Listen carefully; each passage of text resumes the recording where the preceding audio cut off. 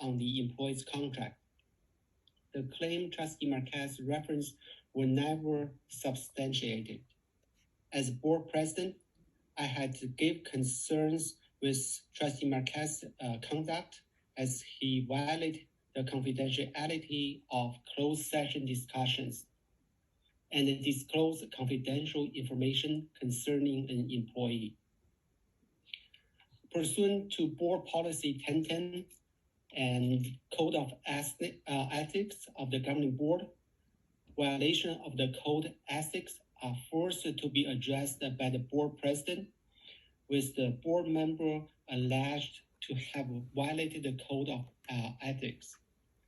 I have addressed my concerns with Trustee Marquez regarding his conduct at the March 24, 2021 regular meeting of the Governing Board.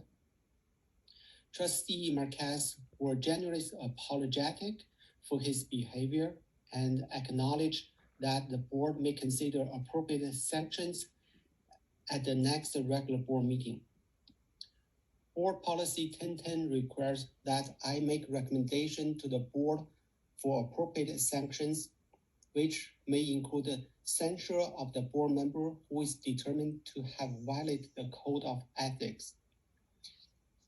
I wish to note at this point that the board does not have the authority or ability to discipline a board member or to remove him from elected office. Instead, the board may censure another board member for misbehavior, which is similar to reprimand. I do believe Trustee Marquez is generally remorseful for his conduct.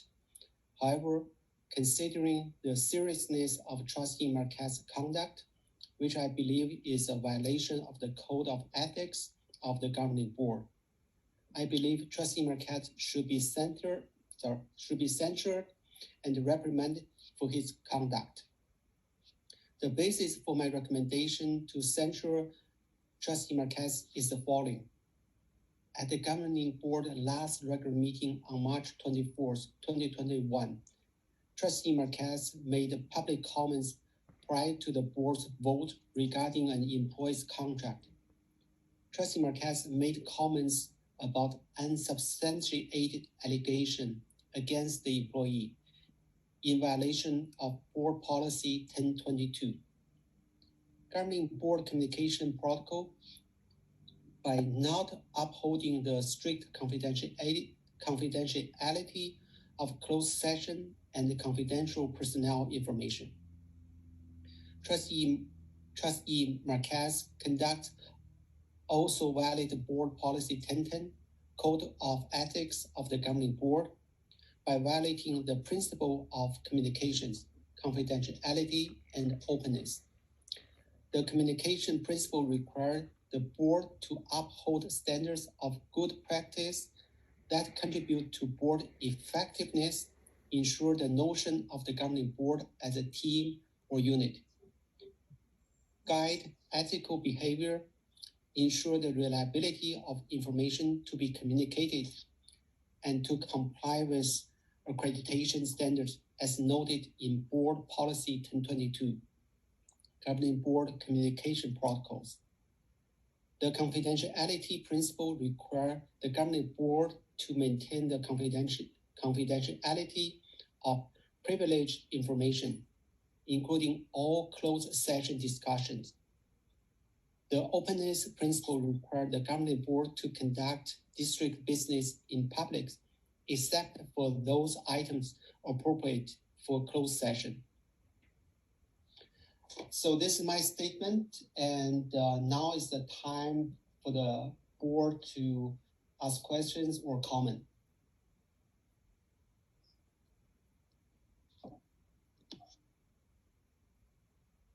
And okay, go ahead, Judy. I move that the board recognize the following.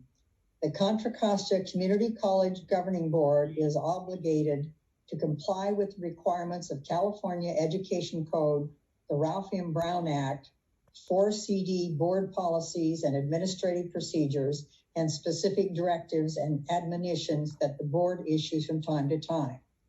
Despite the governing board's best efforts, individual trustees may make mistakes at times, taking actions, making statements, or otherwise engaging in conduct that violates the individual member's obligations under statute, regulations, board policy, or board direction.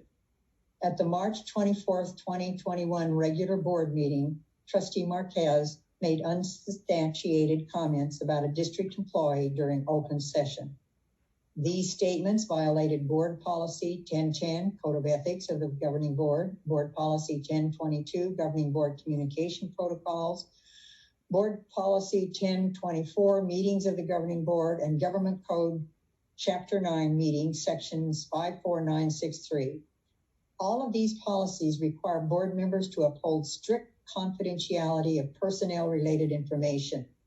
The misconduct from the March 24th meeting has or could have a negative impact on the district by 1, impairing the ability of the board to function effectively, 2, reducing public confidence in the decisions of the boards, 3, jeopardizing areas of board improvement required by ACCJC's 2021 report, 4, reopening areas of complaint filed in 2020 by votes of no confidence in the board from at least 5 4CD constituent groups, and 5, increasing the district's legal exposure.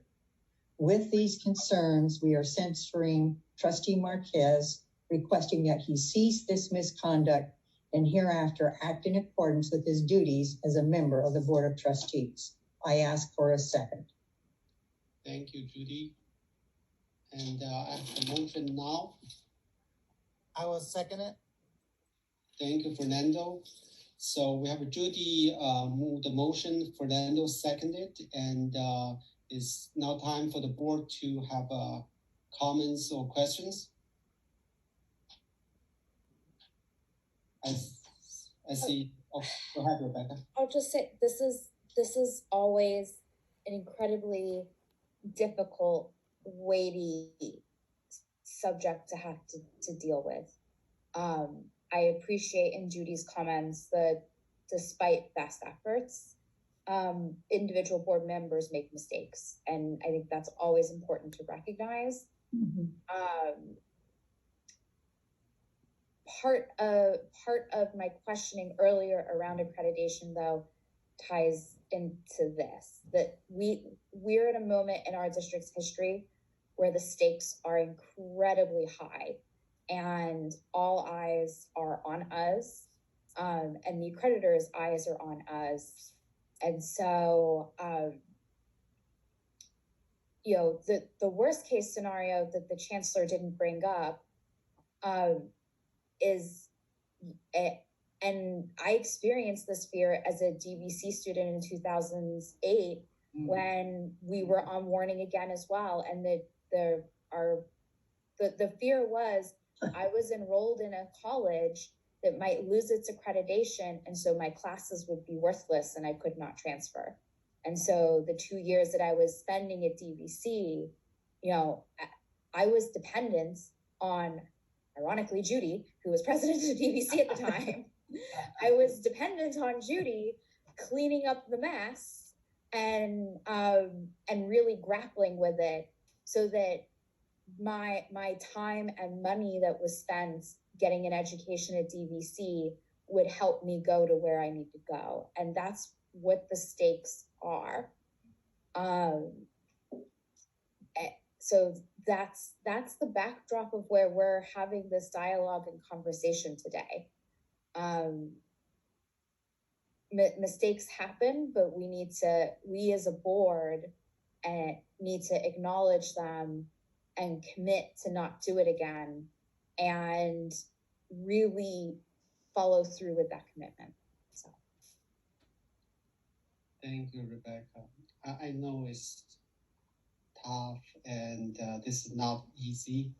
And Grace, we all make mistakes, but we need to learn from the mistake. And especially as a board member, as an elected officials, we make some decision may impact all of our students, not only the current student, even the past student, the future student. So we need to think twice before we do something, say something on when representing the district.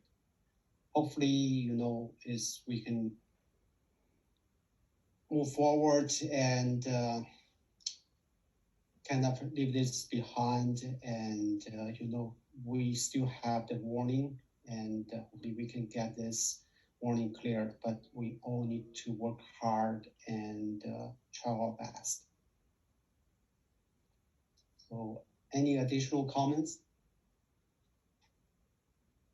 If not, Pat, can you do the roll call? Mr. Lee, Aye. Dr. Walters, Aye. Mr. Sandoval, Aye.